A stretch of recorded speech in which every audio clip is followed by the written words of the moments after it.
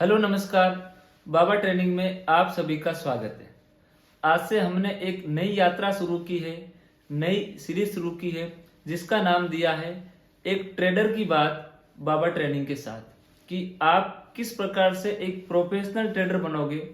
उसकी यात्रा में हम आपकी मदद करेंगे और आपको ट्रेडर बनाने के लिए जो भी उसके लिए उचित गुण होते हैं, डिसिप्लिन होता है, एक पूरा प्रोग्राम होता है, उसको हम आपको बताएंगे कि किस प्रकार से आप अपने प्लान को बनाओगे।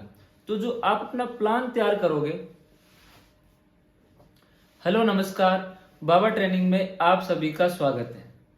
आज से हमने नई सीरीज शुरू की है जिसका नाम दिया है एक ट्रेडर की बात बाबा ट्रेनिंग के साथ, कि आप एक प्रोफेशनल ट्रेडर बनोगे। उसकी यात्रा में हमारा जो योगदान रहेगा वो रहेगा कि आपको किस प्रकार से एक डिसिप्लिन में रहना है, किस प्रकार की ट्रेडिंग पद्धति को चुनना है और किस प्रकार से अपना प्लान तैयार करना है। तो इन सब बातों पे हम चर्चा करेंगे हर शनिवार या रविवार को बाबा ट्रेनिंग पे। तो आप हमारे YouTube चैनल सब्सक्राइब कर लीजिए और आपको ये एपिसोड्स मिलते रहेंगे। तो आज का जो एपिसोड है हमने इसका नाम दिया है कि ट्रेडिंग पद्धति को आपको कैसे चुनना है, कौन कौन सी ट्रेडिंग पद्धति होती है और आपको चुनाव कैसे करना है और किस प्रकार से यूज करना है। तो उसमें से मुख्य पहले नाम आता है स्कैल्पिंग का, कि एक होता है स्कैल्पिंग ट्रेडिंग। स्कैल्पिंग ट्रेडिंग का हम अगर डेफिनेशन जाने तो इसके अंदर कोई ट्रेंड नहीं होता है कि आप पीछे का ट्रेंड एनालिसिस कर रहे हो कि इसमें अप ट्रेंड है या इसके अंदर डाउन ट्रेंड है। आपको जिस दिन ट्रेड कर रहे हो उस पूरे दिन की भी नहीं, ओनली फॉर आप उस 10 या 15 मिनट की बात करते हैं जिसमें आप ट्रेडिंग कर रहे हैं। यानी कि आपको वो प्राइस का मोमेंटम पकड़ना है कि आपने जहां से बाय किया है और आपका प्रॉफिट या लॉस जो भी चल रहा है तुरंत उसको बुक करके आपको निकलना है। यानी कि इसमें बहुत फास्ट आपको काम करना पड़ेगा और आपको ये चुनाव करना है कि आप जहां पे जॉब करते हैं, जहां पे बिजनेस करते हैं, क्या आपको इतना फास्ट टाइम मिलेगा कि आपको तुरंत बाय करके सेल भी करना है। उस 10 मिनट के अंदर आपको यह भी देखना है कि मैं इसको बाय करूं या सेल करूं। यह सब कुछ आपको स्कैल्पिंग के अंदर करना होता है। और सबसे मुख्य बात याद रखिए, अगर आप स्कैल्पिंग ट्रेडिंग कर रहे हैं या इसको सीखना चाहते हैं तो इसमें जो एक्यूरेसी है वो आपको 100% रखनी पड़ेगी या 90% रखनी ही पड़ेगी, क्योंकि स्कैल्पिंग के अंदर रिस्क एंड रिवार्ड रेशियो का इतना कोई योगदान विशेष है नहीं। क्योंकि यहाँ तो 1:1 भी बुक किया जाता है, 1:2 भी बुक किया जाता है और उससे भी कम बुक किया जाता है। तो आपको वहां पे एक समझौता करना पड़ सकता है, जो बाबा ट्रेनिंग इसके लिए आपको कभी भी हाँ नहीं भरेगा। कम से कम रिस्क एंड रिवार्ड रेशियो के लिए हम स्कैल्पिंग के अंदर आपको नहीं बोलेंगे कि आप ये रास्ता चुनिएगा, क्योंकि जहां पे रिस्क एंड रिवार्ड रेशियो नहीं है वहां पे आपके सक्सेसफुल होने के चांसेस कम है। क्योंकि 100% एक्यूरेसी मेंटेन करना इतना आसान बात है नहीं ट्रेडिंग के अंदर। तो फ्रेंड्स, ये होती है स्कैल्पिंग ट्रेडिंग। अब आपको चुनाव करना है कि आपको स्कैल्पिंग ट्रेडिंग के लिए जाना चाहिए या नहीं जाना चाहिए। और अगर आप मेरा अनुभव जानोगे तो नहीं जाना चाहिए। अब बात करते हैं फ्रेंड्स सेकंड टाइप की ट्रेडिंग की, जो है इंडिकेटर्स ट्रेडिंग। इंडिकेटर्स में क्या होता है, इंडिकेटर्स बनाए गए हैं प्राइस के आधारित पे, जो प्राइस की दिशा को बताते हैं कि प्राइस की दिशा ऊपर की तरफ है या प्राइस की दिशा नीचे की तरफ है। अगर आप इंडिकेटर्स फॉलो करते हैं तो जो इंडिकेटर बोलेगा कि प्राइस को यहां से ऊपर जाना चाहिए तो आप उसको फॉलो करोगे, और जब इंडिकेटर बोल देगा कि प्राइस तो नीचे गिरेगा तो आपको यही मान के चलना पड़ेगा कि प्राइस गिरने वाला है। तकलीफ वहां पे हो जाती है जब आप अपना माइंड लगाते हो इंडिकेटर के साथ में। इंडिकेटर तो बोल रहा है कि प्राइस बाई दे रहा है, लेकिन आपका मन बोल रहा है कि नहीं, प्राइस बाई नहीं दे रहा है। तो वहां पे जो आप दोनों का मिसकम्युनिकेशन है वो कहीं ना कहीं आपको एक असफलता की तरफ लेकर जाता है। आपको भरोसा भी नहीं है और आपको भरोसा भी है। ये दोनों चीजें असमंजन की स्थिति में डाल के आप कहीं का भी नहीं रह जाते। इसलिए अगर आप इंडिकेटर को फॉलो कर रहे हो तो कंप्लीट फॉलो करिए। अगर आप असफल भी हुए तो आपको मालूम पड़ेगा कि असफलता कहाँ मिली, मेरे में कमी रह गई या इंडिकेटर में कमी रह गई, और वरना आप दोनों के तालमेल में तो वैसे भी कमी है। आप खुद महसूस कर लीजिएगा कि जहां से आप बाई बोलते हो इंडिकेटर बाई देता है, फिर आपके मन में विचार आता है कि नहीं यहाँ से तो बाई नहीं होगा, यहाँ से तो प्राइस गिरेगा, और वो वहां से ऊपर चला जाता है। उस दिन आप ट्रेड नहीं करते, और जिस दिन वो गिर जाता है उस दिन आप ट्रेड कर लेते हो। यानी कि इंडिकेटर्स जो ट्रेडिंग है वे हमेशा लेगिंग ट्रेडिंग होगी। इंडिकेटर आपको बाई देगा, लेकिन वो एक मोमेंटम होने के बाद बोलेगा कि इसको बाई कर लो। जब तक एक 1:3 रिस्क एंड रिवार्ड रेशियो की ट्रेड हो चुकी होती है या फिर प्राइस वापस रिट्रेसमेंट के लिए नीचे आता है। तो इंडिकेटर ट्रेडिंग अगर आप चुनाव कर रहे हो तो इसमें बहुत सारे इंडिकेटर है।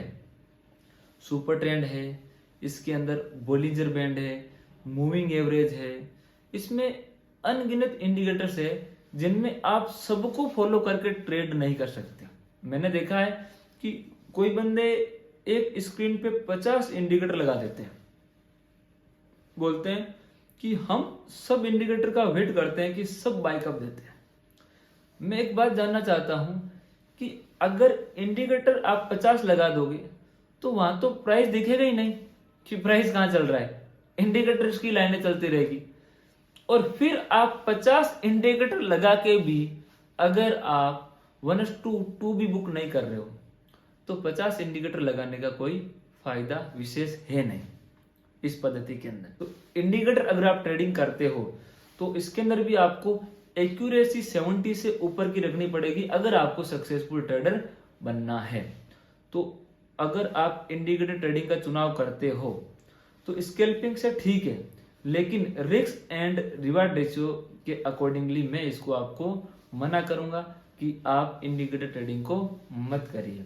क्योंकि इंडिकेटर ट्रेडिंग अगर आप करते हो तो आपके मन में रोजाना ये चीज चलेगी कि नई स्ट्रेटजी कब आई, नया सेटअप कब आया, ये वो फॉलो कर रहा है, ये बंदा ये फॉलो कर रहा है, मैं भी ये सुपर ट्रेंड फॉलो करूं, मैं भी मूविंग एवरेज फॉलो करूं, वो बंदा ये इचिमो को फॉलो कर रहा है, मैं भी इचिमो को फॉलो करूं, ये बंदा केगी चार्ट फॉलो। नहीं, आपको हर किसी के पीछे बार बार नहीं भागना है, ये क्या फॉलो कर रहा है, वो क्या फॉलो कर रहा है। आपको अपना चुनाव करना है कि ये रास्ता सही है क्या। आपको खुद को सोचना है कि ट्रेडिंग के अंदर 100% एक्यूरेसी रखना मतलब इतना इजी काम नहीं है। हाँ, अपने रिस्क एंड रिवार्ड रेशियो को बढ़ा सकते हैं, लेकिन 100% एक्यूरेसी रखना बहुत मुश्किल है। स्कैल्पिंग में वो संभव है नहीं। इंडिकेटर के अंदर बड़ा रिस्क रिवार्ड रेशियो है नहीं, क्योंकि हमेशा लेगिंग निर्णय देता है। जब काम हो जाता है उसके बाद में बाय या सेल देता है, और इंडिकेटर को फॉलो कर भी लोगे तो आप अपने मन की मानोगे। इंडिकेटर बाय दे रहा है, आप बोलोगे नहीं बाय मुझे अभी नहीं करना है, तो मिसकम्युनिकेशन की भी इसमें चांसेस बहुत ज्यादा है। और इंडिकेटर को अगर आप फॉलो करते हो, सबसे बड़ा डिसएडवांटेज इसके अंदर रहेगा वो रहेगा इसमें निफ्टी 50 के 50 स्टॉक है। आपको कैसे पता चलेगा कि मुझे आज इस स्टॉक में ट्रेड करना है, उसके लिए भी आपको एक पद्धति बनानी पड़ेगी कि मुझे ये स्टॉक लेने। तो कुल मिलाकर इंडिकेटर्स में आपको ज्यादा ट्रेड करनी पड़ेगी, नंबर ऑफ ट्रेड आपको बढ़ानी पड़ेगी। और अगर आप नंबर ऑफ ट्रेड बढ़ाओगे तो आपका रिस्क बढ़ेगा, लेकिन रिवार्ड इतना आपको नहीं मिलेगा। तो फ्रेंड्स, अगर आप इंडिकेटर पद्धति का चुनाव करते हैं तो आप इतनी बातों पे विचार कर लीजिएगा। अब बात करते हैं फ्रेंड्स हमारे फेवरेट और आप सबके फेवरेट प्राइस एक्शन की। अब प्राइस एक्शन को लोगों ने दो भागों में बांट दिया है। एक तो है trend line breakout, channel breakout, triangle breakout, rectangle breakout. विभिन्न प्रकार के चैनल बना देते हैं, संकड़ी गलियां बना देते हैं, बोलते हैं ये एक प्राइस एक्शन ट्रेडिंग हो गई। और जब आप उसी सब पद्धतियों को आप खुद चार्ट्स पे यूज करते हैं तो वो ब्रेकआउट होने के बाद वापस स्टॉप लॉस हिट करवा के फिर जाता है या फिर नीचे गिर जाता है।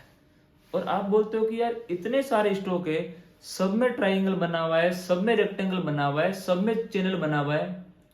जितने सारे यूट्यूब के चैनल हैं ट्रेडिंग के लिए, उतने चैनल आपने चार्ट पे बना दी, उसके बावजूद भी आपको एक स्टॉक नहीं मिल रहा है ट्रेडिंग करने के लिए।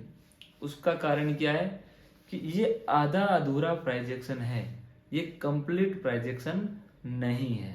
समझ रहे हो। तो एक तो ये हो गया प्राइस एक्शन, जिसमें भी ये एक लगभग इंडिकेटर के समान इसको मानते हैं, क्योंकि इसके अंदर भी रिस्क एंड रिवार्ड रेशियो इतना नहीं है और इसमें स्टॉक सिलेक्शन करने की कोई विशेष पद्धति है नहीं। अब सेकंड टाइप की बात करते हैं। प्राइस एक्शन ट्रेडिंग का जो सेकंड टाइप है वो आधारित है volume, delivery volume and price. इन तीनों पे आधारित है प्राइस एक्शन ट्रेडिंग का सेकंड टाइप। अगर आप volume, delivery volume and price को एनालिसिस करते हैं तो आप किसी भी चार्ट को देखकर उसको एनालिसिस कर सकते हैं कि इसके अंदर स्टॉक साइडवेज है या अप ट्रेंड है या फिर डाउन ट्रेंड है, और इसको कब ट्रेड करना है, कब इसको ट्रेड नहीं करना है, और कहां से ट्रेड करना है और कहां तक के लिए ट्रेड करना है। इसकी सबसे ज्यादा जो ब्यूटी है वो यह है कि आपको रेंज पता है कि मुझे यहां से लेके यहां तक ट्रेड करना है। तो इसमें आपको यह भी पता है कि रिस्क एंड रिवार्ड रेशियो क्या मिलने जा रहा है। 1:5 भी मिलेगा, 1:7 भी मिलेगा, 1:1 भी मिलेगा, तो भी आपको पता रहेगा कि मुझे इस पर्टिकुलर ट्रेड के अंदर 1:1 रिस्क एंड रिवार्ड रेशियो मिल रहा है। तो सबसे ज्यादा सुंदरता, सबसे ज्यादा ब्यूटी मुझे इसके अंदर ये लगी। अगर आपकी 100% एक्यूरेसी नहीं है फिर भी आराम से आप इसके अंदर एक प्रॉफिटेबल ट्रेडर की तरफ बढ़ सकते हैं। देखिए फ्रेंड्स, अगर आप वॉल्यूम, डिलीवरी वॉल्यूम और प्राइस की गहराई तक जाते हैं तो आपको बहुत कुछ सीखने को मिलेगा इनके बीच में भी। वो अंग्रेजी में कहावत है कि रीडिंग बिटवीन द लाइंस, यानी कि एक लाइन में क्या लिखा हुआ है, दूसरी लाइन में क्या लिखा हुआ है। गहरे लोग उनके बीच को भी पढ़ लेते हैं, गहरे लोग दो शब्दों के बीच को भी पढ़ लेते हैं। तो अगर आप इसकी गहराई में जाते हैं तो आपको कोई भी चार्ट दे दिया जाए, आप उसको आराम से एनालिसिस कर लोगे कि इस चार्ट में कौन सा दौर साइडवेज का है, कौन सा दौर अप ट्रेंड का है और कहां से लेके कहां तक मुझे ट्रेडिंग करना है। अगर आप volume analysis, delivery volume analysis और प्राइस एनालिसिस की गहराई तक जाते हो और जाकर इसके गुणों को सीखते हो तो इसमें आपको 3 प्रकार के मुख्य बेनिफिट मिलेंगे। पहला, आपको रिस्क एंड रिवार्ड रेशियो अधिक मिलेगा, जो एक सफल ट्रेडर की सबसे पहली निशानी है।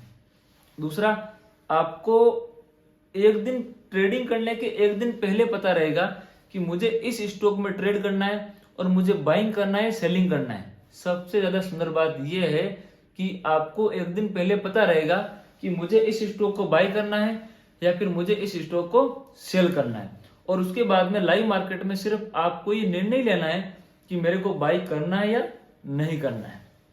तो ये इसकी दूसरी सुंदर बात है। तीसरी, कि इसमें आपको हमेशा धैर्य रखना पड़ेगा, धैर्यवान होना पड़ेगा कि मैं मेरी ट्रेड को मेरे लेवल पे आने के बाद ही करूंगा, पहले कभी भी मैं इस ट्रेड के अंदर कूदूंगा नहीं। ये सबसे इसकी एक अच्छी बात है प्राइस एक्शन के अंदर वॉल्यूम, डिलीवरी वॉल्यूम और प्राइस की। तो फ्रेंड्स, मैंने आपको जो जानकारी दी है इन सब के बारे में, अब आपको बैठ कर ये विचार करना है कि आपके लिए कौन सी ट्रेडिंग सूटेबल है और आप किस प्रकार की ट्रेडिंग की तरफ जाना चाहते हैं। आपको इसका एक चुनाव करना है। चुनाव करने के बाद में हम अगले एपिसोड में बात करेंगे कि आपने जिस पद्धति का भी चुनाव किया है उसकी कौन कौन सी बारीकियों को ध्यान में रखते हुए आपको एक प्लान तैयार करना है, स्टॉक सिलेक्शन का तैयार करना है, फिर उसमें एंट्री एग्जिट का करना है, हाइपोथेसिस का करना है, फिर मनी मैनेजमेंट करना है। ये सब चीज़ों को हम इस यात्रा में जानेंगे। मैं आशा करता हूँ कि मैंने जो आज आपको समझाने की कोशिश की है आपको समझ में आया होगा। इस एपिसोड का मकसद यही था कि आपको तीनों प्रकार की ट्रेडिंग के बारे में अवगत कराया जाए और सबके गुण और अवगुणों के बारे में बताया जाए। फ्रेंड्स, वो कहते हैं ना कि सूरज कितना भी चमक ले लेकिन समंदर को कभी सुखा नहीं सकता। उसी प्रकार समस्याएं बहुत आएगी, प्रॉब्लम्स बहुत आएगी, लेकिन आपको आपकी यात्रा तक जाने के लिए आपको कभी नहीं रोक सकती। तो आपको इतनी मेहनत करनी है, इतनी मेहनत करनी है कि जो समस्या आपके सामने आ रही है आप उनसे निवारण पालो और अपनी मंजिल तक पहुंच ही जाओ, और आप निश्चित तौर पर एक दिन ट्रेडर जरूर बनेंगे। आप हमारी एजुकेशन सीरीज देख सकते हैं जिसके अंदर हमने बहुत गहराई से डीपली से प्राइस, वॉल्यूम और डिलीवरी वॉल्यूम के बारे में बताया है। मुझे आशा है कि आप सबका बहुत सपोर्ट मिलेगा, बहुत प्यार मिलेगा इस यात्रा के अंदर। आप सभी का बहुत बहुत धन्यवाद। नमस्कार।